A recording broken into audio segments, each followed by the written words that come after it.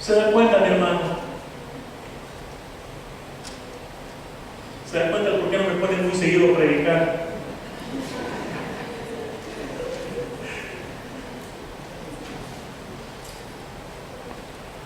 Es la realidad. Es una verdad palpable aquí.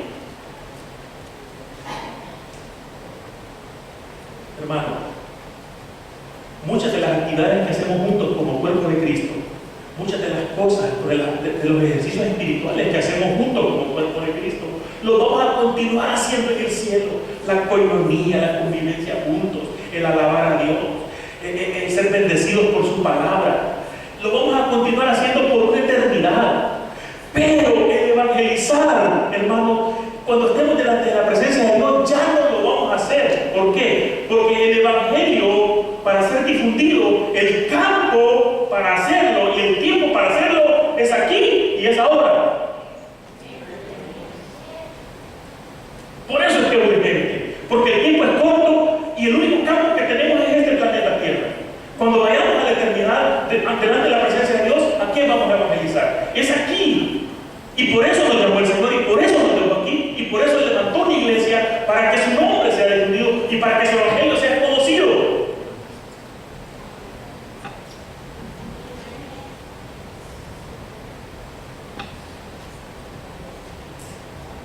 Todo lo demás lo vamos a poder hacer en el cielo, hermano. Pero las iglesias religiosas, no digo que las iglesias religiosas se enfocan más en pasarla bien juntos, en estar encerraditos en las cuatro paredes juntos, en comer bien juntos. Y las almas, y los que no conocen de Cristo,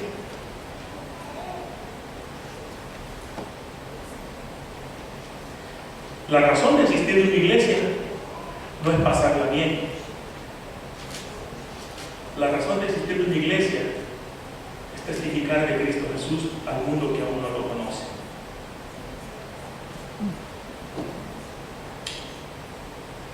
El señor pastor, nuestro pastor Benson, por años viene diciendo: hay miles de hispanos en 5 millas en circunferencia de este templo. Miles de hispanos. Y muchos de ellos aún no conocen de Cristo Jesús. De oído lo han oído, pero no le conocen. Pero acá hay un faro de luz, donde la luz de Cristo quiere alumbrar, y se llama esta congregación Brockton. Me pregunto yo, ¿qué estamos haciendo entonces por los hispanos de 5 millas a la redonda? Se invitó a toda la iglesia, el 20% llegó de lo que la congregación es. Ahí está la muestra de la pasión que tenemos por Cristo. Es tremendo, es una realidad. A veces puede lastimar, usted puede sentirse aludido, pero yo no voy a dejar de decirlo, porque es la palabra de Dios.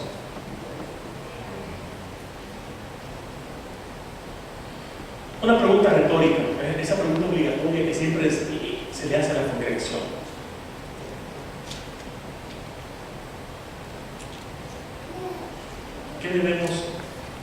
¿Qué debemos hacer como iglesia de Jesucristo? ¿Y en qué categoría nosotros hemos clasificado el mensaje de Cristo Jesús? Pregunta para usted, pregunta para mí. ¿Lo hemos clasificado en la categoría de ordinario, en la de urgente o en la de urgentísimo? Es pregunta para usted y es pregunta para mí, para que usted la medite con su almohadita. ¿Escuchando? Aquí no me tiene que dar una respuesta, es entre usted y Dios. Cada uno de los que me está escuchando, cada uno de los que dicen que ya recibieron a Cristo Jesús como su Salvador personal. Porque los que no han recibido a Cristo Jesús como su Salvador personal, esta tarde lo van a hacer. Porque están escuchando que este mensaje es urgentísimo, porque es de vida o muerte. Porque el Evangelio salva. El Evangelio es poder de Dios para salvación. ¿Qué hemos hecho, iglesia de Brockton? No voy a mencionar otras iglesias. Aquí, nuestra congregación. ¿Qué hemos hecho con el Evangelio de Cristo Jesús? ¿En qué categoría lo tenemos ahorita? ¿Ordinario? ¿Qué puede esperar por el tiempo que quiera? ¿Urgente? A ver, chance. O urgentísimo. Ya, porque te eché la muerte. ¿Dónde lo tenemos el Evangelio?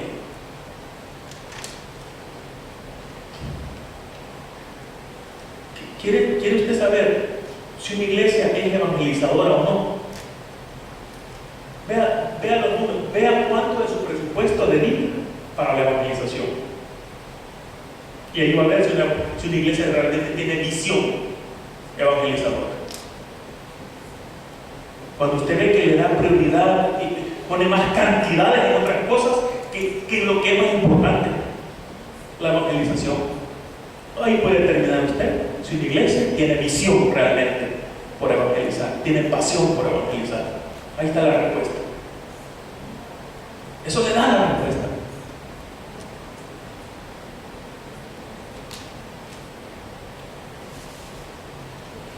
Hay un pasaje bíblico que ha sido bien mal interpretado. Y es la segunda carta del apóstol Pedro, capítulo 3, versículo 9.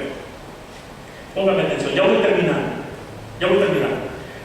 Dice así la palabra del Señor en la segunda carta del apóstol San Pedro, capítulo 3, verso 9. Y este pasaje la iglesia lo ha mal interpretado. Óigame bien. Dice así el pasaje. Dice: el Señor no retarda su promesa, según algunos la tienen por tardanza. Algunos, la promesa de que Dios va a venir, la tienen por tardanza.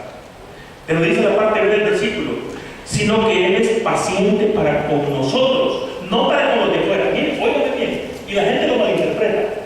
Cuando dice nosotros, se refiere a su iglesia, a su cuerpo. Dice, Él es paciente para con quienes, no para con los de fuera. Es paciente para con nosotros, la iglesia. Déjalo ahí en su Biblia, dice nosotros, los que pertenecemos a su cuerpo, su iglesia. Él es paciente para con nosotros, no queriendo que ninguno perezca, hoy sí, trasladado de afuera, no queriendo que ninguno perezca, sino que todos procedan al arrepentimiento. Pero la paciencia viene directamente primero a ¿quiénes? A nosotros. ¿Y saben por qué es paciente para con nosotros? Para que hagamos el trabajo que nos ha mandado a hacer. Para que aquellos no perezcan, sino que procedan al arrepentimiento. Pero los primeros receptores de la paciencia de Dios somos nosotros, el cuerpo de Cristo. Y luego indirectamente para aquellos que todavía están perdidos en Cristo Jesús. Pero uno de los atributos de Dios es la paciencia. Pero es uno de los atributos que tiene periodo de caducidad. La paciencia del Señor tiene un límite. Todas las cosas del Señor, la mayoría de sus atributos son eternos. Pero la paciencia del Señor tiene un límite. ¿Cuántos dicen amén? Todavía está siendo paciente con la iglesia. Y todavía dice, lo estoy esperando. A ver qué hacen este año. A ver cómo se proyectan con la visión y la razón por la que lo he dejado en el 6511 de la Richmond Highway. Y le hacen, paciencia, lo estoy esperando. Esos que dicen ser mi iglesia, a ver qué hacen este año, a ver qué proyectan, a ver cuál es la visión para este año. Les estoy hablando a través de unos que llegan ahí a gritar y al frente, les hablo a través de ellos.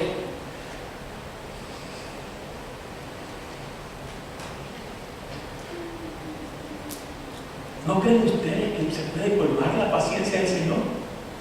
De ver gente que no reacciona, que no despierta, que no pone manos al arado, no toma acción.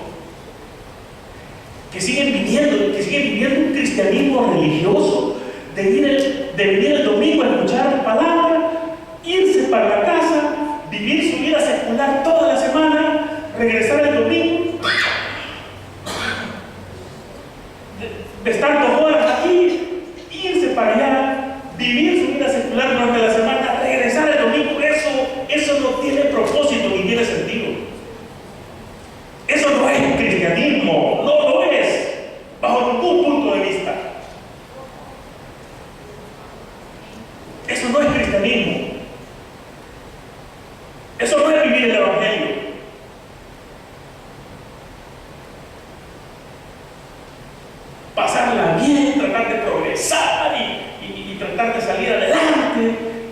y enfocarme en lo secular y que los años vayan pasando y con venir el domingo a la iglesia ya cumplí.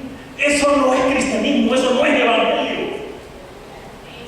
Eso es vivir engañado, eso es vivir una religión.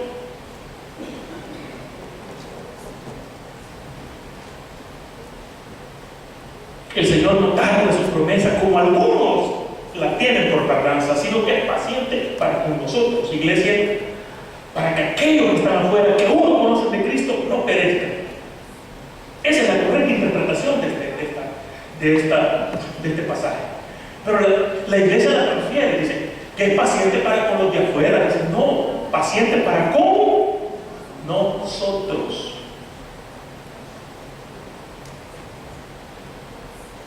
La paciencia de Dios tiene un límite.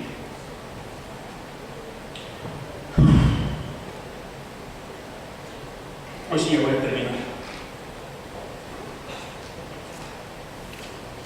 En ese mismo pasaje, en el versículo 12 de 2 de Pedro, capítulo 3, la parte A del versículo dice así, no lo buscan en su casa, pero es 1 de Pedro, capítulo 3, versículo 12, parte A, dice así, dice, esperando y apresurándoos. Esperando, subrayen esas palabras en su mente y en su corazón. Dice, esperando y apresurándoos para la venida del día de Dios.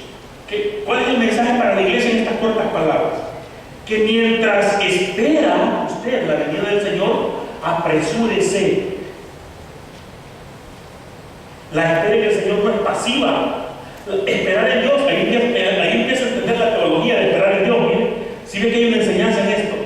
Esperar en Dios no es una forma pasiva. Esperar en Dios es movimiento, es moverse, es hacer lo que Dios nos ha mandado a hacer. Eso es esperar en Él. Miren lo que dice, otra vez, versículo 3, capítulo 3, versículo 12, parte A. Esperando y apresurándoos para la venida del día de Dios. Hermano, la espera en Dios es activa, es hacer. La espera en Dios no es estar de brazos cruzados. La espera en Dios no es estar cómodo sentadito en una banca cada domingo y luego venir, que el próximo domingo viene y hay que venir. Eso no es esperar en Dios. Si usted cree que eso es esperar en Dios y si usted cree que eso es fidelidad, está categóricamente, bíblicamente equivocado. Eso no es esperar en Dios. Porque si usted dice que está esperando en Dios, pero no hace nada, absolutamente nada, por la causa del Evangelio, usted no está esperando absolutamente nada.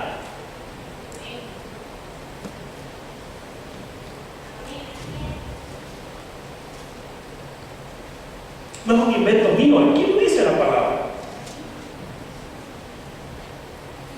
Dice, esperando pero apresurándose a hacer la gran comisión, a cumplir la gran comisión. Ahora, en el mismo capítulo 3 de la segunda carta del apóstol Pedro, en el verso 15, en la parte A, quiero leer esta palabra, dice así, y tener entendido. Para aquellos que toman nota, yo sé que lo van a ir a buscar a casa. Dice así, y se lo repito por si no tomo a tiempo la nota. Segunda de Pedro, capítulo 3, versículo 15, parte A. Y dice, y tener entendido que la paciencia de nuestro Señor es para salvación.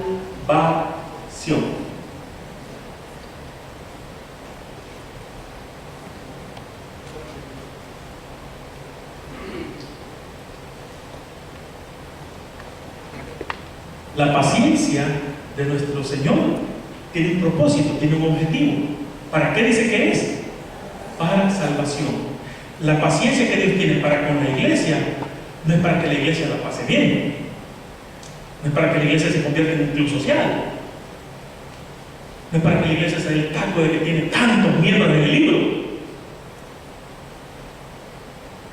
No, la paciencia del Señor solo tiene un propósito: salvación. Si va a decir un amén a esto, dígalo fuerte.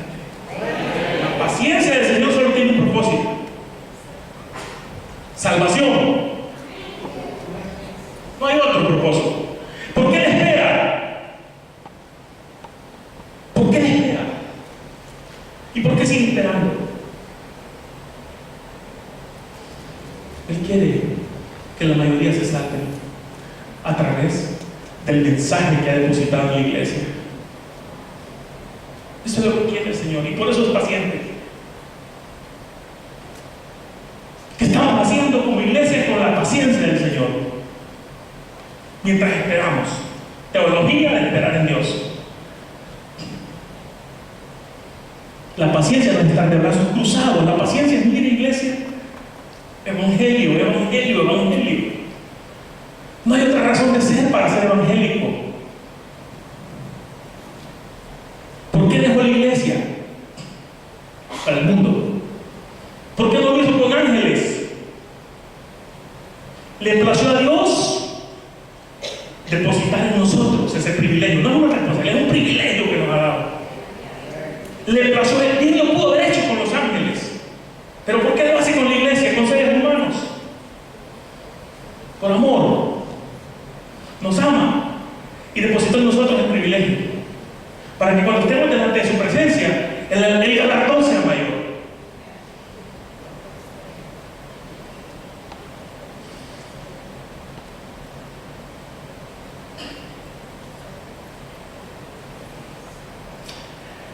La evangelización no es una actividad opcional en la vida de la iglesia, no es opción. Usted puede tener en la iglesia cualquier otras opciones. Si quiere servir en un ministerio, opción suya. Si quiere tocar un instrumento, si tiene el talento, pero también es opción. En cualquier otro ministerio que pueda usted servir es una opción suya, aunque Dios nos ha mandado a servir. Pero usted puede escoger dónde servir, dónde Dios nos está llamando. Pero a lo que todo nos ha llamado el Señor, y no es opcional, sino que es mandatorio, por eso se llama gran comisión, es hacer testigos fieles de Cristo Jesús a todos. No es opción, es mandatorio. Y cuando no lo hacemos, estamos en desobediencia directa a Dios. Categórico, desobedientes, si no lo hacemos.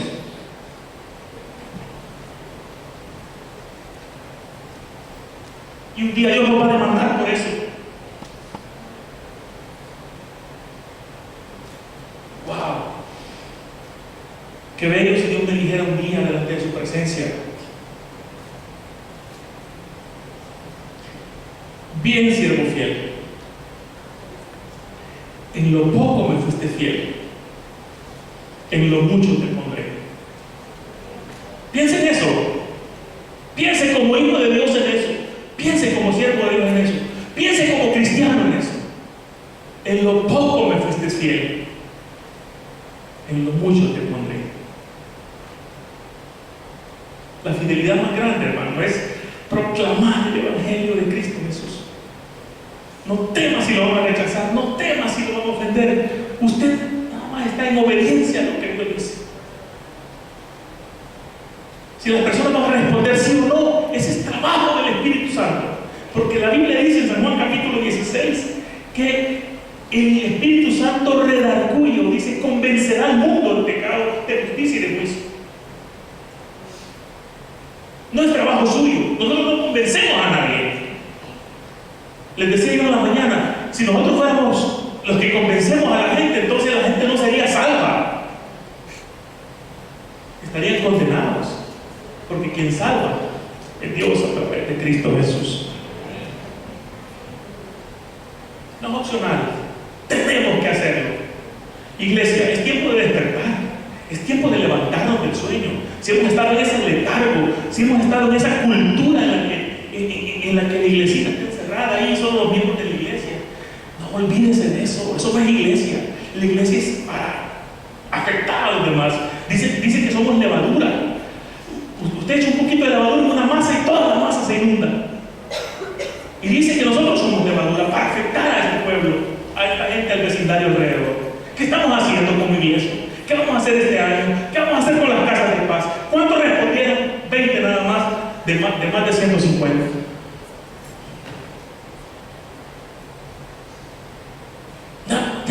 vivir engañados, jugando al cristianito religioso. No vivamos así más.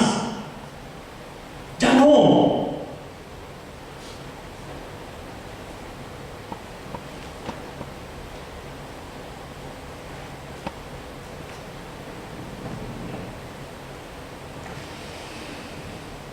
Solo en este planeta es la oportunidad. Y solo aquí y ahora tenemos la oportunidad para hacerlo. La palabra de Dios,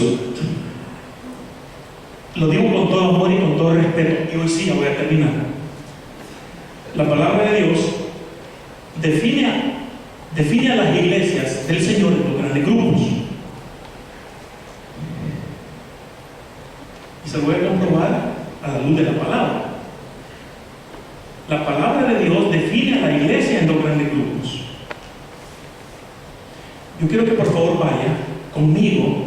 Hoy sí lo voy a hacer que abra su Biblia, porque quiero que lo lea, que se convenza que está ahí. Capítulo 5 de la carta del apóstol Pablo a los Efesios, capítulo 5. Vamos a leer los versículos 15 y 16. 15 y 16. Me dicen a mí cuando estén listos.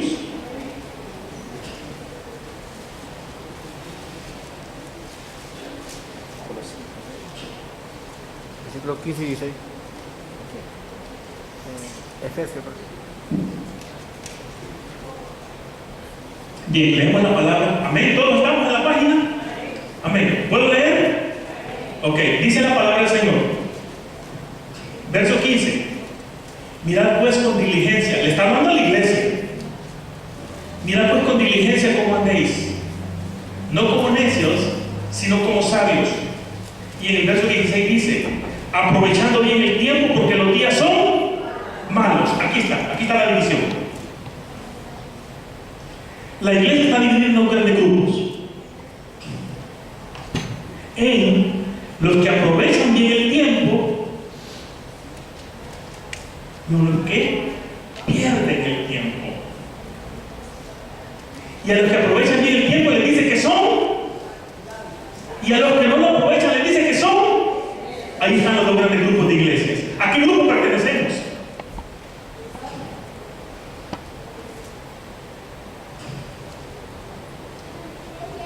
¿A qué grupo pertenecemos? Eso lo define por el uso del tiempo. El uso del tiempo define el grupo al que pertenecemos como iglesia. O sea, a los necios o a los sabios. ¿A qué grupo quiere pertenecer usted? El evangelio es urgentísimo entonces. ¿Para qué seguir perdiendo el tiempo con sistemas religiosos que no nos conducen a nada?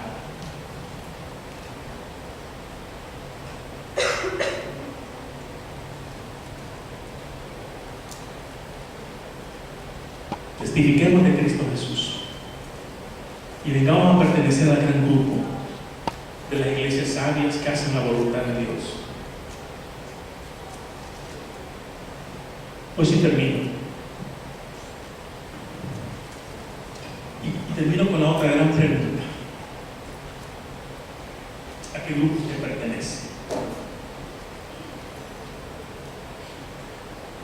Romanos capítulo 13, versículo 11 dice así. Yo se lo leo. Solo escuchen. Lo dice la palabra de Dios. Y esto, iglesia, conociendo el tiempo, que ya es hora de levantarnos del sueño, porque ahora está más cerca de nosotros nuestra salvación que cuando creímos. Se lo repito. Y esto conociendo el tiempo, que ya es hora de levantarnos del sueño, porque ahora está más cerca de nosotros nuestra salvación que cuando creímos. ¿Conocemos el tiempo o no lo conocemos?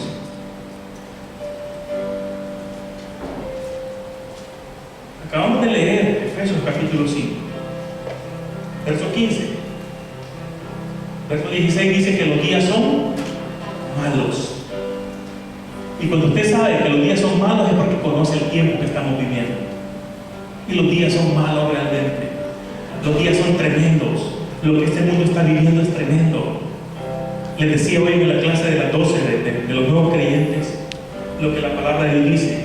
Dice que en los postreros tiempos, dice su palabra, el Evangelio, que en los postreros tiempos, por el aumento de la maldad, el amor de muchos se iba a enfriar. Y eso es directamente proporcional. La maldad sube y el amor se enfría. Y eso lo estamos viviendo en el mundo en el que nos ha tocado vivir, valga la redundancia, el día de hoy. Los días son malos. La culminación de los tiempos se está acercando. Y no es justo que la iglesia siga dormida. Y no es justo que la iglesia siga sin hacer nada. O encerrada en legalismos religiosos. Porque es otra cosa que mata a la iglesia, el famoso legalismo. Ya no es tiempo de eso. Es tiempo de levantarse del sueño, de despertar. Y Cristo nos alumbrará. ¿Cuántos dicen amén a esto? ¿A cuánto le va a cambiar el chip el día de hoy? Le va a dar vuelta. Me voy más atrás a la tecnología antigua. ¿Cuántos le van a dar vuelta al cassette?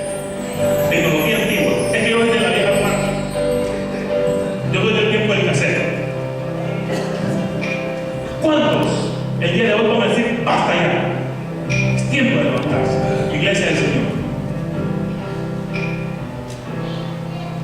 Porque si no, ¿a qué venimos pues? ¿Qué esperamos en esto? No hay nada. El Evangelio tiene propósito cuando estamos dentro de la voluntad de Dios. Y si no testificamos, desde ahí estamos fuera de su voluntad. Si no vuelve la pasión a su iglesia por evangelizar, estamos fuera de la voluntad de Dios. Estamos casi muertos.